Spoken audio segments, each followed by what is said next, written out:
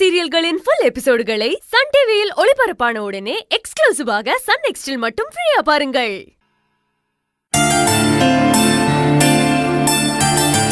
வாங்க வெற்றி, உட்காருங்க. என்ன சுந்தரி, இன்னும் வீட்ல இருக்கீங்க? ஆபீஸ் போலையா? நீங்க நேரம் ஆபீஸ் போயிருப்பீங்க, வீட்ல இருக்க மாட்டீங்கன்னு நினைச்சேன். கிளம்பிட்டேன் வெற்றி, நீங்க வரேன்னு சொன்னதும் உங்களுக்காக தான் வெயிட் பண்ணிட்டு இருக்கேன். அப்படியா? ரொம்ப தேங்க்ஸ் சுந்தரி. வர வழியில ரோடு வேலை நடக்குது போல, டேக் டைவர்ஷன் சுத்த விட்டாங்க. அதான் கொஞ்சம் லேட் ஆயிடுச்சு. அப்புறம் வெற்றி, போன வேலையெல்லாம் நல்லபடியா முடிஞ்சுச்சா? மறுபடியும் எப்ப போகணும்? எல்லாம் நல்லபடியா முடிஞ்சிருச்சு. ஏற்கனவே 30 பேர் அட்மிஷன் போட்டிருக்காங்க. இன்னும் 10 நாள்ல அகாடமி ஆரம்பிச்சிடலாம். எப்படியும் நெக்ஸ்ட் வீக் போற மாதிரி இருக்கும். இங்க என்ன நடக்குது சுந்தரி? அப்பத்தா கிட்ட இருந்து ஏதாவது இன்ஃபர்மேஷன் வந்ததா? அப்பத்தா கிட்ட யாருக்குமே தெரியாம அங்க இருக்கிற ரெஜிஸ்டர் எடுத்து கொடுக்க சொன்னேன். ஆனா அவங்க அங்க இருக்கிற ஒரு ஃபைல் எடுத்து கொடுத்திருக்காங்க. அது ரொம்ப ரொம்ப முக்கியமான ஃபைல் வேற. அத ஷேகர் மூலமா நம்ம எடுத்துட்டு வந்தோம். அதுல ஏதாவது எவிடன்ஸ் கிடைச்சதா? கிடைச்சது வெற்றி. ராஜப்பா அந்த ஆசிரமத்துக்கு வர எல்லாரோட ஆர்கன்ஸையும் திருடுறான்.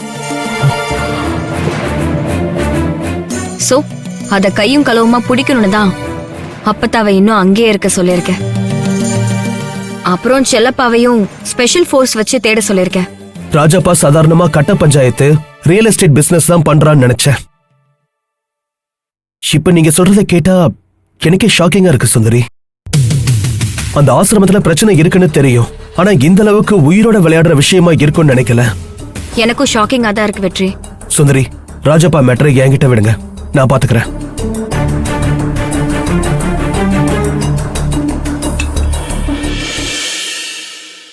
சுந்தரி, கிளம்பிட்டியாமா? தமிழ் ஸ்கூல்ல விட்டுட்டு வந்துட்டீங்களா அத்தை? ஈவினிங் நானே போய் கூட்டிட்டு வந்துடுறேன்.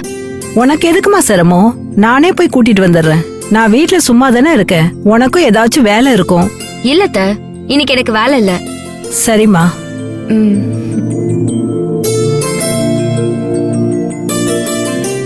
இவங்க 2 பேரும் ஒருத்தருக்கு ஒருத்தர் விட்டு கொடுத்து எவ்வளவு ஒற்றுமையா பாசமா இருக்காங்கல்லம்மா.